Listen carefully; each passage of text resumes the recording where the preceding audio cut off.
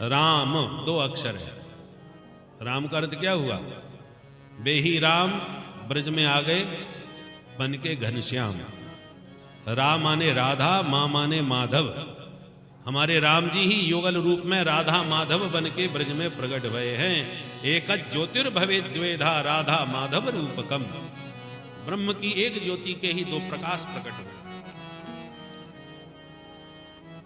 जैसे ही सभी ब्रज गोपियां गोविंद के पास महारास मंडप में पहुंची, भगवान ने खड़े होकर सभी का स्वागत किया। स्वागतम वो महाभागा प्रियं किं करवाणि वह ब्रजस्यानामयं कच्चित् ब्रूता गमन कारण। आओ आओ देवियों, आपका स्वागत है। जब स्वागत किया तो गोपियां गदगद हो गई और जैसे ही प्रश्न पूछा ब्रूतागमन कारण आ गई, वो तो बहुत अच्छा है, पर क्यों आ गई ये तो बताओ। सोई गोपियों का मुंह उदास हो गया, सिर झुका लिया, पैर के अंगूठे से धरती को रेदने लग गई। भगवान बोले मैं समझ गया, समझ गया। क्या समझ गए? आज शरद पूर्णिमा की रात है, लगता है चंद्रमा की चांदनी देखने आई होगी जंगल में। चांदनी बड़ी प्यारी लगती है जंगल में, चांदनी रात। गोपियों ने सिर हिला के कहा, ये चांदनी बहुत बार देख ली। अच्छा, तो फिर क्यों आई हो? अब समझा, पतिदेव से खटपट हो गई होगी घर में, तो महाभारत करके भगे। बिल्कुल गलत बात। कितना भी संग्राम हो जाए, पर ऐसे घर छोड़ करके स्त्री को नहीं भागना चाहिए। लोग परलोक सब बिगड़ जाते हैं। समाज में भी अपकीर्ति होती है और परलोक तो जाता ही है। इसलिए जाओ अपने पति की सेवा करो। गोपियों ने सिर हिलाया, हम कोई महाभारत करके नहीं आई, किसी से लड़ाई झगड़ा करके थोड़ी आई। भगवान बोले फिर क्यों आई हो? अब गोपी कुछ बोले ही नहीं। भगवान बोले मैं समझ गया, लगता है मुझसे बहुत प्रेम करती हो, इसलिए मुझसे मिलने आई हो। देखो ये भी गलत बात है। अरे प्रेम करना है तो घर में ही बैठ के कर लो। ऐसे मिलने आओगी जंगल में हमसे, घर वालों को पता चलेगा, घर में नहीं घुसने देंगे। इसलिए अति परिचया दवज्ञा, अति परिचय और अति निकटता से अवज्ञा होती है, प्रेम की हानि होती है। दूर से रह के जितना प्रेम बढ़िया किया जा सकता है, वो उतना निकटता में आने पर नहीं रहता है। बोलो राधे राधे। इसलिए घर में ही रह के प्रेम करो। बहुत मेरी याद आती है तो आपस में मेरी चर्चा कर लिया करो। कोई चर्चा करने वाला ना मिले तो आंख बंद करके मेरा ध्यान कर लिया करो। मैं गैया चराने के लिए आता ही जाता रहता हूं, दूर से कभी कभी मुझे देख लिया करो। श्रवणात् दर्शनात् ध्यानान् मई भावोनुकीर्तनात्। इसलिए ऐसे दौड़ दौड़ के यदि तुम मेरे पास आओगी मिलने को तो बदनाम हो जाओगी, अपकीर्ति समाज में संसार में तुम्हारी हो। इसलिए मेरी बात मानो, लौट जाओ अपने अपने घर। प्रत्यात ततो ग्रहाण। जब बार बार भगवान ने लौटने को कहा तो गोपियों के सारे मनोरथों पर पानी फिर गया। भग्न संकल्पा, लंबी लंबी श्वासें लेकर के नीचे को सिर झुकाए खड़ी हैं और पृथ्वी को पैर के अंगूठे से कुरेद रही हैं। भगवान बोले ये क्या कर रहे हो? गोपियों ने कहा गड्ढा खोद रही हैं कि संसार छोड़ के हम तुम्हारे पास आई और तुम हमें संसार की तरफ धक्का मार रहे हो। तो हम तो ना संसार की रही ना तुम्हारे मतलब की रही। गड्ढा खुद जाए तो हम इसी में समा जाएं धरती में। भगवान बोले तो पैर के अंगूठे से कब तक गड्ढा खोदेगा? तुम कहो तो मैं फावड़ा ले आऊं, फटाफट खोद दूंगा। गोपियां बोली हमें इतनी जल्दी नहीं है गड्ढा खोदने की। पैर के अंगूठे से इसलिए खोद रही है कि खोदते खोदते बहुत समय लगेगा, और बहुत समय लगेगा तो हो सकता है तब तक आपका विचार बदल जाए, शायद हमारी दशा को देख के तरस आ जाए, इसलिए हम आराम से खोदेंगे, कोई जल्दी नहीं। आप उसमें इशारे में गोपियां बोली बहन यदि इनको जवाब नहीं देंगी तो ये खड़े खड़े ऐसे हमको प्रवचन सुनाते रहेंगे। तब गोपियों ने मिलकर के एक बहुत प्यारा गीत गा करके गोविंद को उत्तर दिया। इसी गीत का नाम है प्रणय गीत।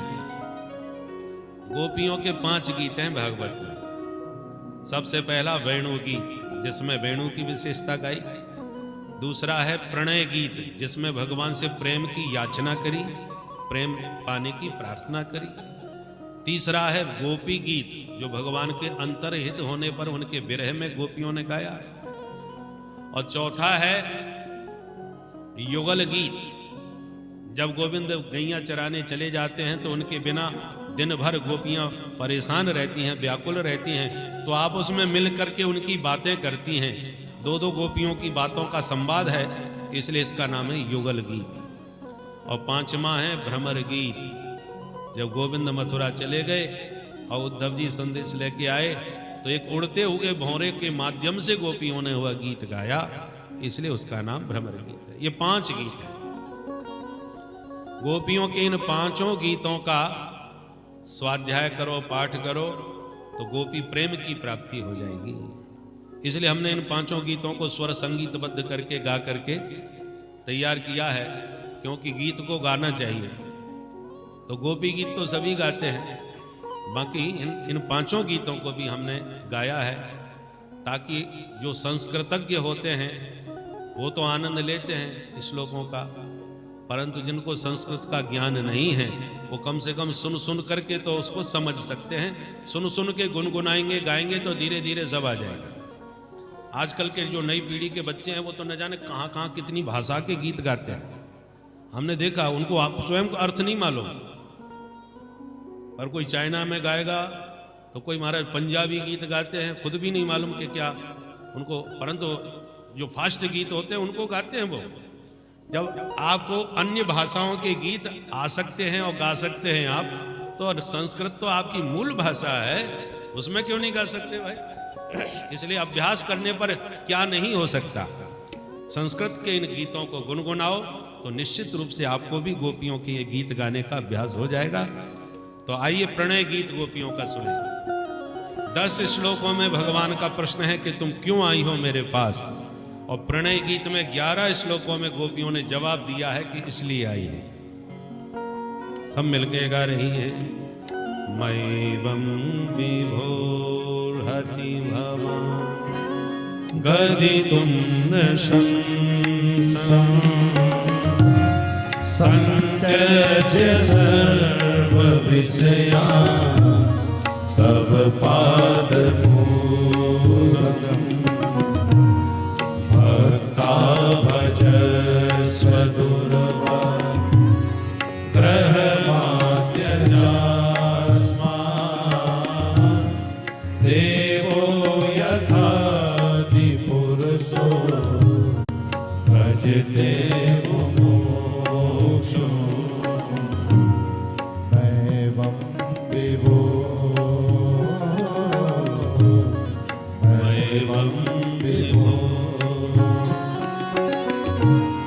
चित्तं सुखेन भवता परतं ग्रहेषु यं निर्विषयुक्तकरा वपि ग्रह्यते पादौ पदं न चलता तव पादमूला यावाकथं ब्रजमतो करवाम किं वा मैवं विभो मैवं विभो। बोल रास बिहारी भगवान की जय। गोपियां कहती हैं, हे प्यारे, संत्यज्य सर्व विषयांस तव पाद मूलम, हम संसार के सारे संबंध और विषयों को त्याग कर तुम्हारे चरणों में आई हैं, और जब से आपके पास आई हैं तब से आपके श्रीमुख से एक ही वाक्य सुन रही हैं, चली जाओ, लौट जाओ, भाग जाओ। हमारा आना आपको क्या इतना बुरा लगा जो आती भगाने लगे, कि हमारी शकल इतनी गई गुजरी है कि देखना नहीं चाहते? अरे मधुराधिपते अखिलम मधुरम, आप तो मधुरता की पराकाष्ठा हो, मधुरता के अधिपति हो, और माधुर्य मूर्ति हो करके भी आज आपकी वाणी से कड़वा करेला कटु वचन क्यों निकल रहा है? कुछ तो मीठी सी बात करो। तुम्हारे लिए ही आई हैं और तुम ही हमको संसार में धक्का मार रहे हो। ठीक है, आप कहते हो तो चली जाती है। भगवान बोले तो पधारो। गोपियां बोली तो जाएं कैसे? भगवान बोले क्यों, हाथ पैर नहीं है क्या? अरे जिन पैरों से आई थी उन पैरों से लौट जाओ। गोपियों ने कहा पादौ पदम न चलता, हमारे पैर घर की तरफ चले ही नहीं रहे। भगवान बोले क्यों, क्या हो गया चरणों को, पैरों को क्या हो गया जो चल नहीं पा रहे? गोपियों ने कहा एक समस्या है। क्या? बोले ये सारी इंद्रियां मन के द्वारा काम करती हैं, मन की प्रेरणा से काम करती हैं। आपके कान कथा सुन रहे हैं, मन होगा तो कान सुन करके समझेंगे कि हमने क्या कहा। और कान भले ही कथा सुन रहे हैं और मनी राम जी दुकान का हिसाब लगा रहे हैं बैठे बैठे, तो सुनते रहो, कुछ पल्ले नहीं पड़ने वाला कि क्या कहा हमने। कान के साथ मन होगा तब सुना होगा, समझ में आएगा। और मनी राम जी कहीं बाहर घूम रहे हैं तो कितना भी सुनो कुछ पल्ले नहीं पड़ेगा।